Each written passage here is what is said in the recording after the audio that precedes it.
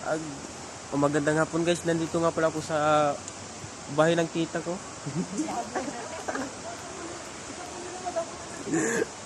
Ito nga pala, yan malaki yan guys, oh. Ang ganda niyan. Na yun yung kotse niya, reindeer.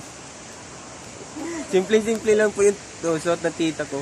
So yung bull niyo po yung pinsan ko. You know, gaganda ng mga alaga niyang aso. Ha? Isa mo yung ginabangbangs niya. Mga gulay. Ito guys, gano'ng kaganda yan sa loob.